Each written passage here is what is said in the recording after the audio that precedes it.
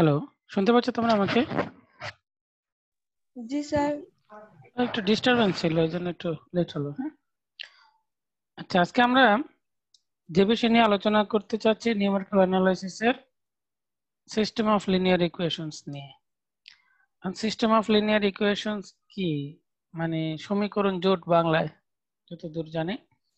তো এই সমীকরণ জোট সম্বন্ধে তোমাদের কি কোনো ধারণা আছে?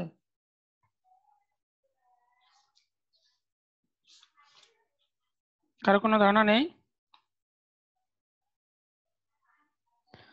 অসুবিধা নেই, ধারণা না থাকলে কোনো ধারণা হবে। তোমাদের ওই যে লিনিয়ার অ্যালজেব্রা পড়েছে না, লিনিয়ার অ্যালজেব্রা কোর্স ফার্স্ট ইয়ারে কোর্সটা ছিল লিনিয়ার অ্যালজেব্রা, ওটাতে এই বিষয়গুলো ছিল। তারপর ঠিক আছে, আমরা আজকে আলোচনা করব। তো সমীকরণ জোট হচ্ছে, ধরো আমরা যে অলরেডি একাধিক সমীকরণ সমাধান করার যে নিয়ম সেটা আমরা জানি। একটা হচ্ছে অপনয়ন, একটা হচ্ছে প্রতিস্থাপন, বজ্রগুণন।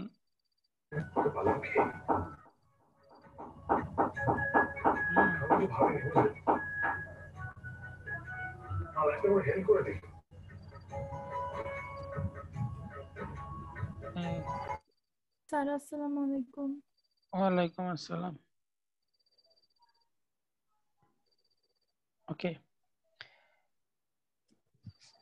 তো আজকে আমি আসলে এই তোমাদের ক্লাসগুলো পাওয়ার পয়েন্ট করতে পারিনি, সেজন্য বইয়ের ছবি উঠিয়ে রেখেছি।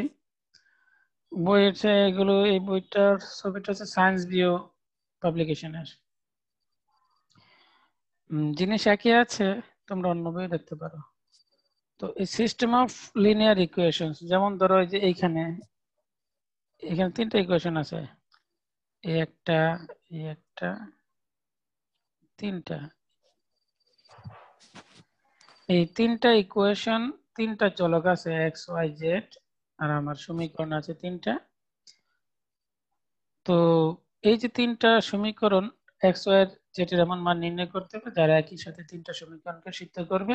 যদি এরকম এক্স ওয়াই জেড এর মান পাওয়া যায়, সেগুলোকে আমরা এই সমীকরণের সমাধান বলবো। তাহলে আমাদের অনেকগুলো সমীকরণ দেওয়া থাকতে পারে, এটা তিনটা, চারটা, পাঁচটা। তবে যতটা সমীকরণ ততটা চলক যদি দেওয়া থাকে, তাহলে আমরা ওই কি বলে ইউনিক সলিউশন পেতে পারি। ইউনিক সলিউশন মানে হচ্ছে এক্স এর একটা মান, ওয়াই এর একটা মান, জেড এর একটা মান, আরো যদি কিছু থাকে একটা একটা করে মান পাবো। এছাড়াও সমাধান থাকতে পারে, অনেক মান থাকতে পারে। তো ইউনিক মানের জন্য কন্ডিশন হলো আমরা এই সমীকরণগুলো থেকে কয়েকটা ম্যাট্রিক্স পাবো। একটাকে বলে কোএফিশিয়েন্ট ম্যাট্রিক্স।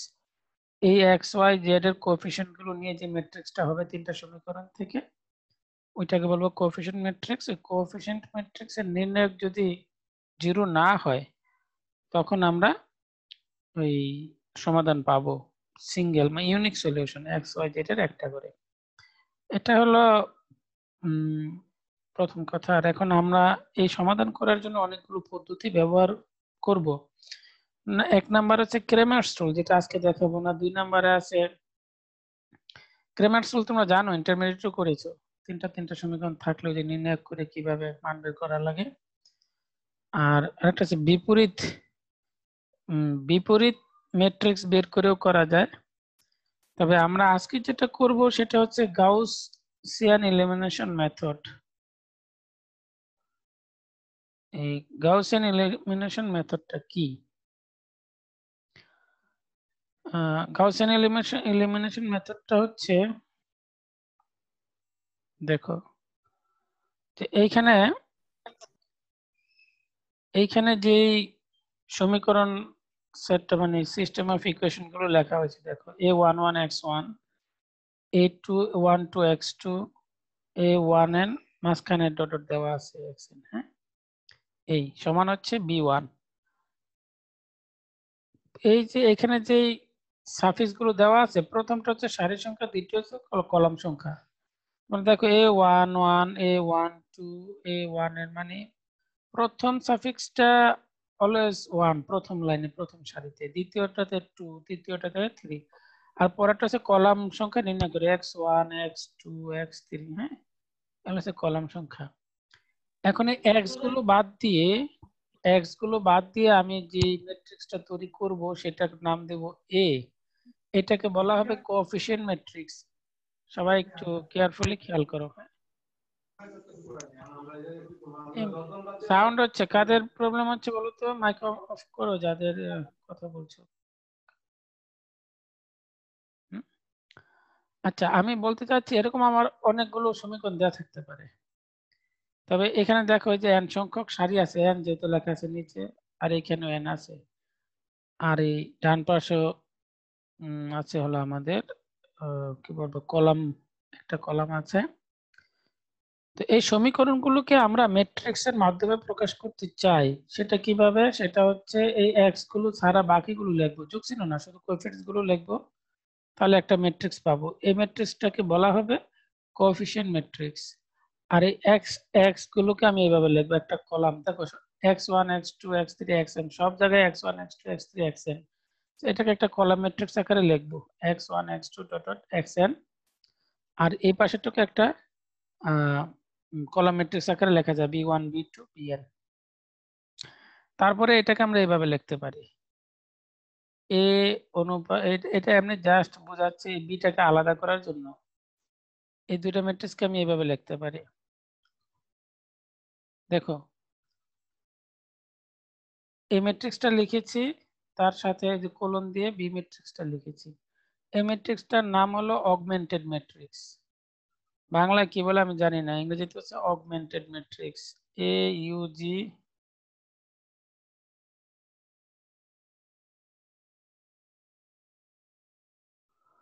মেন্টেড, অগমেন্টেড এম লিখতে অসুবিধা হচ্ছে, augmented matrix. Okay, augmented matrix. Augmented ম্যাট্রিক্সটা তাহলে কি হলো, যেমন কোএফিশিয়েন্ট ম্যাট্রিক্সের সাথে যে কোলন দিয়ে বি ম্যাট্রিক্সটা লিখলে সেটাকে বলা হচ্ছে অগমেন্টেড ম্যাট্রিক্স। অ্যাকচুয়ালি আমি যে এ এক্স বি ধরলাম, এই সিস্টেমটাকে এখন লেখা যাবে এইভাবে। এই ম্যাট্রিক্সকে যদি আমি এক্স দ্বারা গুণ করি, সমান যদি বি লিখি, তাহলে আমি এই সিস্টেমটা পেয়ে যাব। এইখানে যে এক্স লিখে গুণ করলে দেখো এইভাবে গুণ করে না, তোমরা যদি গুণ করো তাহলে এই সিস্টেমটা পেয়ে যাবে সমান বি। কিভাবে? a11 x1, দেখো এই যে 11 x1 আছে, পরেরটা a12 x2 আছে যোগ x2, এবং শেষেরটা a11 x a, এটা 1n xn দেখো আছে, এই সমান হচ্ছে বি। বি তো বি এর প্রথমটা হচ্ছে b1, এই b1। এইভাবে তুমি যদি এ এক্স সমান বি এটা লেখো, তাহলে এই সিস্টেমটা হয়ে যায়। এই পর্যন্ত যা বলেছি, যদি কারো সমস্যা থাকে বলতে পারো। না স্যার। একজন রেসপন্স করেছে, না বলেছে, বাকিদের কি অবস্থা?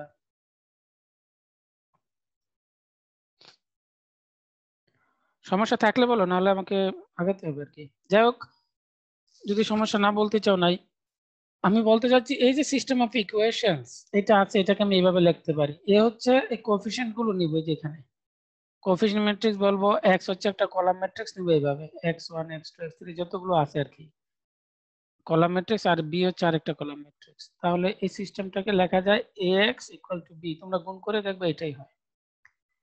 এখন এইখানে যে ম্যাট্রিক্সটা নিয়েছে এটাকে বলা অগমেন্টেড ম্যাট্রিক্স। কোএফিশিয়েন্ট ম্যাট্রিক্সের সাথে যে কনস্ট্যান্ট যে ম্যাট্রিক্স আছে, ম্যাট্রিক্সটা আছে, যদি এটা কলাম ম্যাট্রিক্স, এটা মিলে যে ম্যাট্রিক্স, এটা হচ্ছে আমাদের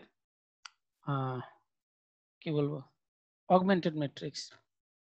এখন এই গাউস ইলিমিনেশন মেথডটা কি? গাউস ইলিমিনেশন মেথডটা হচ্ছে এই যে সিস্টেমটা আছে, এখানে আমি যে ম্যাট্রিক্সটা পেলাম, এটাকে আমি আপার ট্রায়াঙ্গুলার ম্যাট্রিক্স বানিয়ে ফেলবো। আপার ট্রায়াঙ্গুলার ম্যাট্রিক্স কে জানে কি?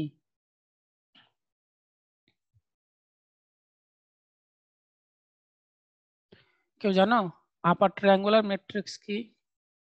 না জানলে বলো, না জানলে বলো ইয়েস, আমি ম্যাট্রিক্স তো বলতে হবে।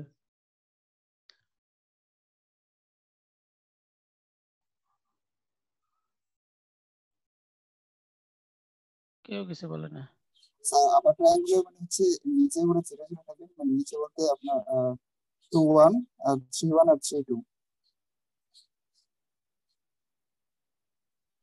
আবু ইসা মোল্লা আবার কও। স্যার আপার ট্রায়াঙ্গুলার মানে হচ্ছে আপনার যেই ইয়েগুলা যেরকম এখানে আপনার A21 যেটা, হ্যাঁ এই উপরের গুলা থাকবে মানে থাকবে, আর নিচের গুলা শুধু 0 থাকবে। ইয়েস, যে ম্যাট্রিক্সের মূল ডায়াগোনালের উপরের সব জিরো, ডায়াগোনাল জিরো হতে মানে নিচের সব জিরো ডায়াগোনাল জিরো হতে পারে না হতে পারে। তো ডায়াগোনালের নিচের এন্ট্রি সব জিরো, সেগুলোকে বলা হচ্ছে আপার ট্রায়াঙ্গুলার ম্যাট্রিক্স। এখানে নিচে যে এখানে দেখো এই যে মেন ডায়াগোনাল গুলো নিচে সব জিরো। তো আমাদের উদ্দেশ্য হচ্ছে এই যে ইয়াটা আছে ম্যাট্রিক্সটা অগমেন্টেড ম্যাট্রিক্স আছে, এইটাকে সরি মানে এই আপার ট্রায়াঙ্গল হতে হলে স্কয়ার ম্যাট্রিক্স হতে হয়, এইটুকু আছে। তো আমাদের এই যে কনস্ট্যান্ট কলামটাকে বাহিরে রেখে, মানে যদিও এটার সাথে সাথে চেঞ্জ হবে, এটাকে আমরা ওইভাবে বলবো না। আমাদের মূল এই কোএফিশিয়েন্ট ম্যাট্রিক্স যেটাকে ছিল এটাকে আমরা আপার ট্রায়াঙ্গুলার ম্যাট্রিক্সে রূপান্তর করব। না আপার ট্রায়াঙ্গুলার ম্যাট্রিক্সে রূপান্তর করতে গেলে অনেকগুলো অনেকভাবে অনেকে করতে পারে। আমি একটু বলে রাখি, আর তার আগে বলে রাখি এই থিওরিটা কিন্তু পরীক্ষা অনেকবার এসেছে। ভেরি সিম্পল, যে কথাগুলো আমি বলছি মনোযোগ দিয়ে শোনো। আমি যদি আপার ট্রায়াঙ্গল করতে চাই, তার মানে এটার নিচে আর প্রথমেই এই প্রথমে যেটা আছে এই কলাম বরাবর প্রথমটা ছাড়া বাকি সব জিরো বানাতে হবে এখানে যেগুলো আছে। এখন এইটা কি করে জিরো বানাবো? এটা জিরো বানানোর সিস্টেমটা হলো A11 কে যদি আমি A11 দ্বারা ভাগ করি এটা 1 হয়ে যায় প্রথমে যেটা আছে, তারপরে ওটাকে এটা দ্বারা গুণ করে এটা থেকে বিয়োগ করব। শুধু এইটা থেকে না, বিয়োগ করতে হবে পুরা রো থেকে। বিষয়টা হচ্ছে এইটাকে যে 1 বানিয়েছে প্রথমে ভাগ করে, হ্যাঁ, তো ভাগ তো আমি শুধু এটাকে করতে পারবো না। একটা জিনিস খেয়াল করো, আমি যদি এটাকে ভাগ করতে চাই তাহলে পুরো রোটাকে ভাগ করবো বা পুরো কলামটাকে। আমার উদ্দেশ্য হচ্ছে এটাকে 1 বানানো। সাধারণত আমরা এটা এই রো বরাবরই ভাগ করে থাকি। একেবারে শুধু A1 দিয়ে এটাকে না, চাইলে সবগুলোকে করতে পারো। এটাকে করলেও অসুবিধা নেই, এটা করলেও হচ্ছে। আমি যদি এইটাকে এই প্রথম যে 1 1 এন্ট্রিটা আছে এইটাকে যদি আমি এটা দিয়ে ভাগ করি তাহলে 1 হবে, এবং সেটাকে যদি আমি এই A21 দ্বারা গুণ করি এবং এই সারি থেকে বিয়োগ করি তাহলে এটা 0 হয়ে যাবে। একটু পরে আমরা একটা উদাহরণ দেখব, উদাহরণ দেখার পরে বিষয়টা ক্লিয়ার হয়ে যাবে আরো। যাই হোক, আমাদের উদ্দেশ্য হচ্ছে এই মেন ডায়াগোনালের নিচে যারা আছে সবাইকে 0 করা। এই যে এখানে 0 করার পরে দেখো এই যে এইখানে এটা এটা কার সহগ? xn এর সহগ। এই দেখো এই যে এখানে ছিল ann, এই যে xnটা ছিল এইখানে। তো আমি আবার যদি আচ্ছা ঝামেলা কম যাই, এইখানে যা আছে এইখানে তো ওই যে বি চেঞ্জ হয়ে এখানে অন্য কিছু চলে আসবে। তো এখানে যেহেতু 1 আছে এটা আমার হচ্ছে xn এর মান হবে এটা। তারপরে xn - 1 চলকের মান পেতে চাইলে এটাকে ব্যাক সাবস্টিটিউশন বলে, আমাকে ব্যাক সাবস্টিটিউশন করতে হবে। সো ব্যাক সাবস্টিটিউশন কি করে, আমরা এখন একটা অঙ্ক করব, অঙ্ক করার মাধ্যমে পুরো প্রক্রিয়াটা আলোচনা হয়ে যাবে। গাউসিয়ান অপসারণ পদ্ধতি ব্যবহার করে নিচের সমীকরণ জোটের সমাধান করো। তাহলে সবাই দেখতে পাচ্ছ তো নাকি? হ্যালো, জি স্যার। ওকে। তাহলে এই যে আমার একটা সমীকরণ জোট দেওয়া আছে, এই সমীকরণ জোটে 3টা সমীকরণ আছে আর 3টা চলক আছে, সেহেতু আমাদের ইউনিক সলিউশন থাকবে। ইউনিক সলিউশন হচ্ছে এই যে আমি কোএফিশিয়েন্ট ম্যাট্রিক্সটা পাবো, এটা নির্ণায়কের মানটা নন জিরো হতে হবে। যদি নন জিরো না হয় তাহলে ইউনিক সলিউশন পাবো না। দেখো এই ডান পাশে যদি সব জিরো হতো সেটাকে বলা হতো হোমোজেনিয়াস সিস্টেম। আর যেহেতু ডান পাশে সংখ্যা আছে, ধরো 2টা শূন্য আরেকটা সংখ্যা আছে, তাতেও হোমোজেনিয়াস হবে না, সব জিরো হতে হবে। আর ডান পাশে সব জিরো না হলে এটাকে বলা হচ্ছে নন হোমোজেনিয়াস সিস্টেম। আর এই নন হোমোজেনিয়াস সিস্টেমের একক ইউনিক সলিউশন থাকার শর্ত হচ্ছে আমাদের যে কোএফিশিয়েন্ট ম্যাট্রিক্স আছে এটার ডিটারমিনেন্ট নির্ণায়কের মানটা নন জিরো হতে হবে, মানে ম্যাট্রিক্সটাকে নন সিঙ্গুলার হতে হবে। আর সিঙ্গুলার ম্যাট্রিক্সটা আমরা জানি যে কোনো ম্যাট্রিক্সের নির্ণায়কের মান 0 হলে সেটাকে আমরা সিঙ্গুলার ম্যাট্রিক্স বলি। তাহলে এখানে এই যে 2 1 -3 এই সমীকরণের XY Z এর যে সহগগুলো আছে এগুলো নিয়ে আমরা এখানে কোএফিশিয়েন্ট ম্যাট্রিক্স তৈরি করেছি। আর XY Z আছে প্রত্যেকটাতে এই কলাম নিয়েছি, কলাম ম্যাট্রিক্স নিয়েছি, আর হচ্ছে ডান পাশে যেগুলো আছে পি ম্যাট্রিক্স নিয়েছি। এবার আমি অগমেন্টেড ম্যাট্রিক্স তৈরি করলাম। সেটা কি করে? সেটা হচ্ছে কোএফিশিয়েন্ট ম্যাট্রিক্স আর হচ্ছে যে কনস্ট্যান্ট ম্যাট্রিক্স যেটা আছে ডান পাশের সেটা নিয়ে একটু আলাদা করার জন্য আমি কোলন দিয়েছি বা বইয়ে কোলন দেয়। এইটার কোনো তেমন কোনো আলাদা কোনো তাৎপর্য নেই, just we want to make a difference between coefficient matrix and this constant column matrix. হ্যাঁ, আমরা এটা শুধু আলাদা করার জন্য। অনেকে আমরা এইভাবে একটা দাগ দিয়েও লিখি, তুমি চাইলে কোলন দিতে পারো অথবা দাগ দিতে পারো জাস্ট ডিফারেন্স করার জন্য। এখন আমাদের কাজ কি, এই মেন ডায়াগোনালের নিচে সব জিরো বানিয়ে ফেলা। তো জিরো বানিয়ে যদি ফেলতে চাই প্রথমে এটাকে 1 বানাবো। দেখো এটাকে 1 বানাবো। এটাকে 1 বানাতে চাইলে পুরাটাকে আমি 2 দিয়ে ভাগ করবো। একটা সমীকরণের, হ্যাঁ একটু আগে আমি বলেছিলাম শুধু এটাকে ভাগ করলে হবে না, এই কথাটা হয়তো আমার অজানার থেকে বলে ফেলেছি। এটা হবে না, এটা ভাগ করলে পুরোটাকে ভাগ করতে হবে। তাহলে দেখো প্রথমে এটাকে 1 বানানো হয়েছে। তো 1 না বানালেও চলে, কিন্তু সেক্ষেত্রে জটিলতা একটু বাড়ে। 1 বানালে অনেক সুবিধা আছে। তাহলে 1 বানাতে চাইলে 2 দ্বারা ভাগ করতে হবে। তবে সবগুলোকে 2 দ্বারা ভাগ করা হয়েছে, এই যে বি সহ কিন্তু এই যে এই পাশে যে বি আছে দেখো এই বি 5/2 হয়ে গেছে। আর এই ডান পাশে লিখে দিয়েছি R1, নতুন ভাবে যেটা হয়েছে সেটা হচ্ছে R1 বা R2। এখন আমি যদি এটাকে 0 বানাতে চাই, দেখতেই পাচ্ছ 3 আছে, তাহলে ওই প্রথম কলামকে, হ্যাঁ, 3 দ্বারা গুণ করে দ্বিতীয়টা থেকে বিয়োগ করতে হবে। আবার এই 5 কে 0 বানাতে চাইলে প্রথম কলাম না, প্রথম সারিকে 5 দ্বারা গুণ করে এই সারি থেকে বিয়োগ করতে হবে। এই কথাটুকু কেউ বুঝে নাই? সবাই বুঝছো?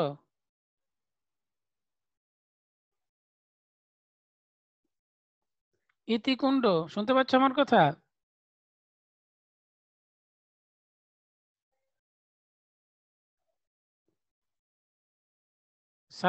সাব্বির হোসেন শুনতে পাচ্ছ? হ্যালো জি স্যার, শুনতে পাচ্ছি। সাব্বির হোসেন, কি বুঝছো এতক্ষণ যা বলছি? জি স্যার, বলতে পারছি। হ্যাঁ, জি স্যার, বলতে পারছি। এই তোমার এখানে এত সাউন্ড কেন? আচ্ছা মাইক অফ করো।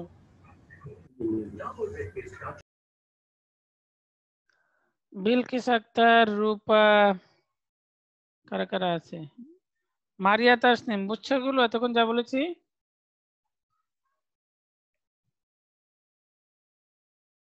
মারিয়া, জি স্যার। বুঝছো এগুলো? জি স্যার। ওকে, জিনিসটা খুব সোজা, বাট একটু প্র্যাকটিস লাগবে। হ্যাঁ, আজকে বাসায় করে ফেললে একেবারে পানির মতো সোজা এগুলো। একটু প্র্যাকটিস লাগে, আর কিছু না। তাহলে আমার দেখো এই যে এইগুলো 0 বানিয়ে ফেলছি আমি কিভাবে, যে ডান পাশে লেখা আছে R1, এটা R2 চেঞ্জ হয়েছে, R2 - 3R1।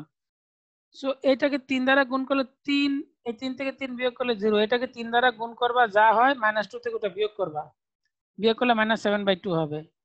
এরপরে এটাকে 3 দ্বারা গুণ করে যা হবে সেটা 2 থেকে বিয়োগ করবা, 2 থেকে বিয়োগ করলে 13/2 আসে। একইভাবে এই উপরেরটাকে 3 দ্বারা গুণ করে 5 থেকে বিয়োগ করবো। মানে এই করেসপন্ডিং যে এন্ট্রিগুলো আছে সবগুলোকে একই কাজ করতে হবে।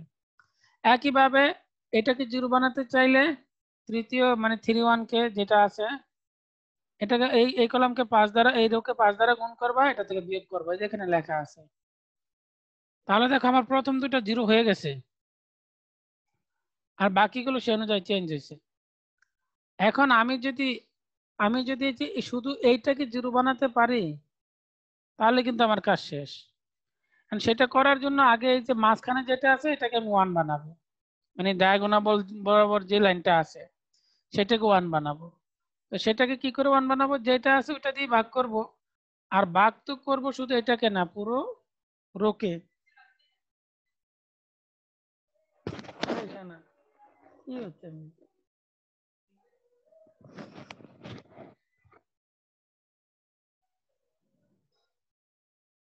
ওকে, তাহলে আমরা এখন কি করব, -11/2 দ্বারা দেখো ভাগ করা হয়েছে যে এটা কোথায়, পরের লাইনে যে 1, r2 কে আমরা কি আছে এখানে -7/2 আছে না, তাহলে r2 কে কি আছে -7/2, তাহলে -2/7 দ্বারা গুণ করা আর এই -7/2 দ্বারা ভাগ করা একই, ওই কাজটাই করছে, একটু ঘুরিয়ে লিখছে। তাহলে সেটাকে 1 বানানো হলো এখানে, এবং শুধু এটাকে না সবগুলোকে ভাগ করতে হবে, এখানে 0 0 কে ভাগ করলে 0ই থাকলো। এখন যেহেতু এটা 1, এইটাকে আমি যে নিচে যেটা আছে এটা দ্বারা গুণ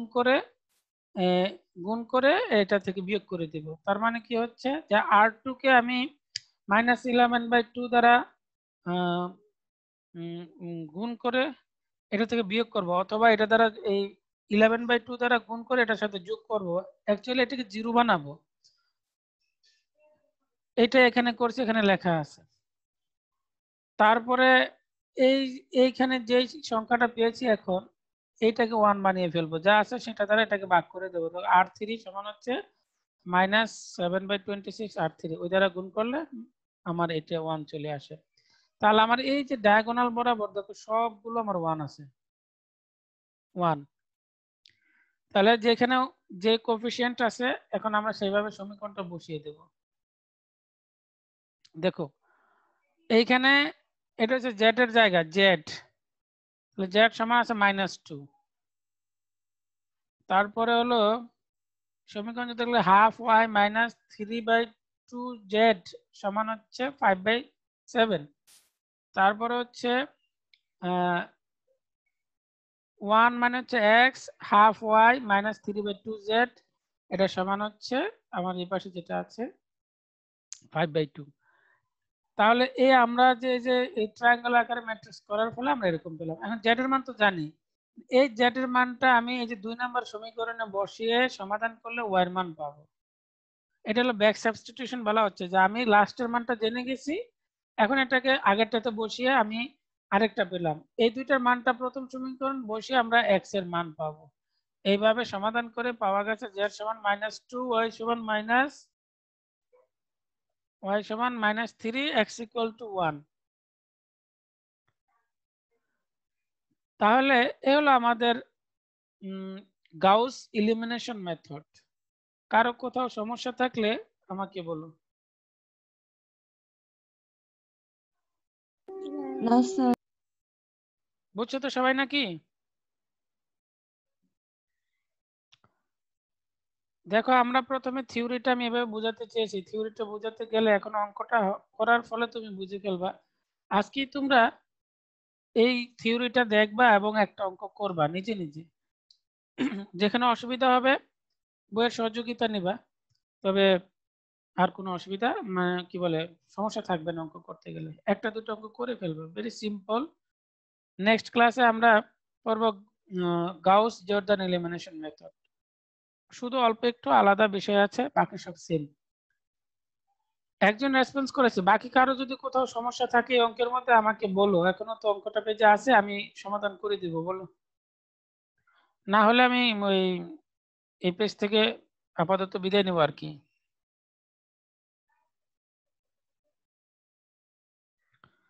ক্লিয়ার না?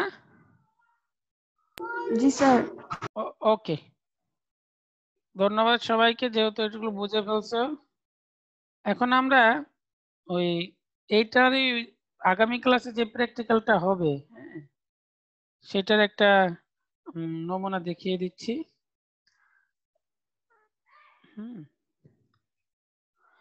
এই সমীকরণটা তোমরা একটু লিখে ফেলো, আমি এই সমীকরণটা সমাধান করতে চাই ওটার মাধ্যমে।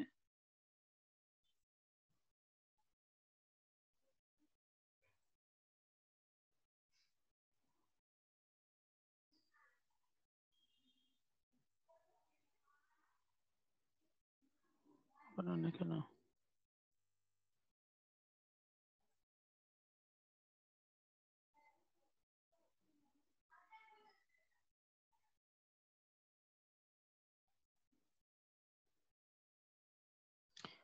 তাহলে আমরা এই যে গস ইলিমিনেশন মেথড এই সমাধানটা আমরা করেছি এখানে। সো আমরা এটাকে একটু রান করে দেখতে চাই, আর এটা আমি তোমাদেরকে দিয়েছি প্র্যাকটিস করার জন্য। আজকে যে কথাগুলো বলেছি, যে অঙ্ক আছে, এটাকে ফরট্রানের সাথে মিলে এই জিনিসগুলোকে আমি কিভাবে উপস্থাপন করতে পারি, কিভাবে ফরট্রানে লিখতে পারি, সেটা হলেই। তো আমি তোমাদের জন্য একটু আগে থেকে বলে রাখি, এই ধরনের একটা প্রশ্ন পরীক্ষা অবশ্যই আসবে প্র্যাকটিক্যালে। যারা পারবে তারা খুব ভালো নাম্বার পাবে, এটুকু আমি বলে রাখতে পারি।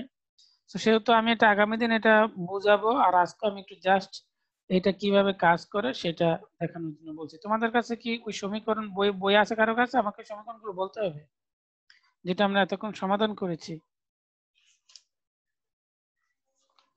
দেখি আমার কাছে আছে কিনা।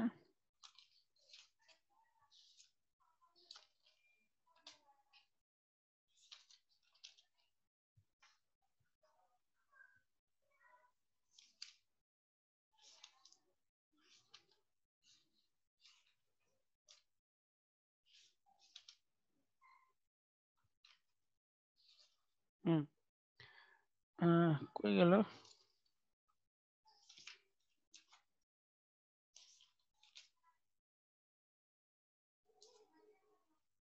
আচ্ছা, আমরা অন্য একটা সমীকরণ সমাধান করে, অসুবিধা নাই।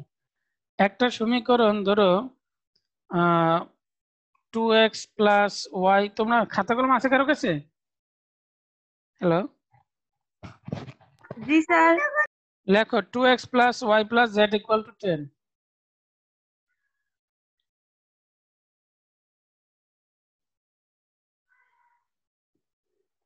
লিখছো?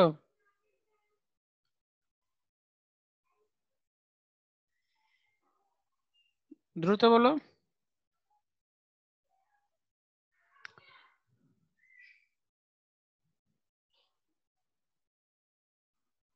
কে বললো?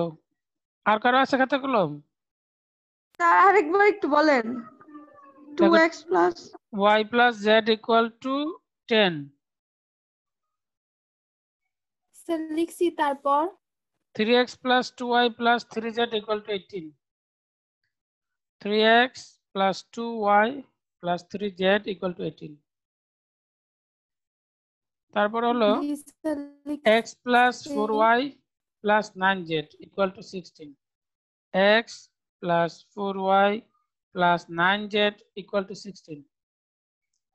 তাহলে আমার 3/3 ইকুয়েশন একটা আমরা পেয়েছি। এখন আমরা এটা সমাধান করতে চাই। আমি অলরেডি ফ্রন্ট প্রোগ্রামিং করা আছে। আমরা দেব, এখানে 3টা সমীকরণ আছে, দেখো মেসেজ আছে নাম্বার অফ ইকুয়েশনস 3। এখন আমরা এই কোএফিসিয়েন্ট গুলোর মান দিব। a11 মানে হচ্ছে যে প্রথমটা, প্রথম সারির প্রথমটা, এখানে 2 আছে। তারপরে 1 2 1 আছে, 1 3 z এর সহগ 1 আছে, আর ওই কোএফিসিয়েন্ট হচ্ছে 10। এই প্রথম লাইন শেষ, দ্বিতীয় লাইন শুরু হলো 3 2 3 18, then 1 4 9 16। তোমরা যারা সমীকরণ দুটো লিখেছো তারা বুঝতে পারছো যে আমি এখানে ওই সমীকরণের x এর মান সহগগুলো দিয়েছি, আর ওই b এর মধ্যে রেখেছি কোএফিসিয়েন্ট গুলো। শুধু এন্টার দিলেন সব হিসাব হয়ে যাবে। দেখো সমীকরণগুলো দেখো, এই যে এখানে লেখা আছে, এটা অগমেন্টেড ম্যাট্রিক্স আছে, যে এটার সাথে x, এটার সাথে y, এটার সাথে z, আর এটা হচ্ছে b ম্যাট্রিক্সটা সমান দিয়ে। আমি অগমেন্টেড ম্যাট্রিক্সটা দেখিয়েছি, হ্যাঁ। এইখানে দেখো যে নিচের সবগুলো 0 হয়ে গেছে। আমি কিন্তু এগুলোকে 1 বানাইনি, এগুলো 1 বানানো ছাড়াই নিচের গুলোকে 0 বানিয়েছি। তারপরে ব্যাক সাবস্টিটিউশন করে এই x এর মানগুলো পেয়েছি। তোমরা এটা সমাধান দেখবে, x এর মান, y এর মান, z এর মান কি কি আছে। x এর মান 7, y এর মান -9, z এর মান 5। আর এই সমাধানটা বইয়ে কোনোভাবে এইভাবে পাবে না, আমি মডিফিকেশন করেছি। সমাধান শুধু বইয়ের যা লেখা আছে এটুকু দেখাবার, বইয়ের মধ্যে ভুল আছে, যে সমাধানগুলো দেওয়া আছে আমার অনেক কষ্ট হয়েছে এটা ঠিক করতে। এখন আমি এটা শুধু দেখালাম এই কারণে, যেহেতু এরকম একটা পরীক্ষা অবশ্যই আসবে, যদি কেউ পারো সমাধান করতে, তাহলে এটা ফরট্রান বুঝে এটা প্র্যাকটিসটা এখন করতে হবে। এ হলো আমাদের অনেক লেখা, এখানে অনেকগুলো লেখা আমি ম্যাট্রিক্সটাকে ওই যে সুন্দর করে দেখানোর জন্য এবং ওই যে মানগুলো নেওয়া নেওয়া বোঝানোর জন্য অনেক বড় করে করেছি। আর অ্যাকচুয়ালি বড় করে করা মানে লেখাগুলো সুন্দর করে করেছি, এগুলো না লিখলে ম্যাট্রিক্সটা ওই সমাধানগুলো বোঝা যাবে না। তো তোমরা এগুলো প্র্যাকটিস করবা বাসায়, বাসায় প্র্যাকটিস করবে। এই ফাইলটা আমি আসলে দিতে পারিনি, কেউ যদি ইমেল করো আমি এই ফাইলটা পাঠিয়ে দিব, আমাকে ইমেল দিয়ে দিও। আর এমনিতে এগুলোর ছবি তুলে দেওয়া আছে তোমাদের এই গ্রুপে, ওখান থেকেও দেখতে পারো, ওখানে তো ভাগ ভাগ করা আছে। আর একটা পিডিএফ ফাইল দিয়েছি, সেটা আবার হচ্ছে সমস্যা হলো এই গঠন অনুযায়ী নাই, চেঞ্জ হয়ে গেছে। তো কেউ যদি গঠন বোঝো ওখান থেকেও দেখতে পারো, বেটার আমাকে ইমেল দিয়ে দিলে আমি তোমাদেরকে এগুলো পাঠিয়ে দেবো। কার কোনো কথা আছে?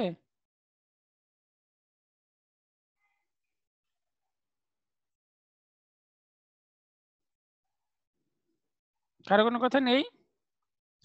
এখন আসো সবাই আমরা একটু অ্যাটেন্ডেন্সটা মানে কি বলবো, ওই অ্যাটেন্ডেন্সটা নেবো আজকের।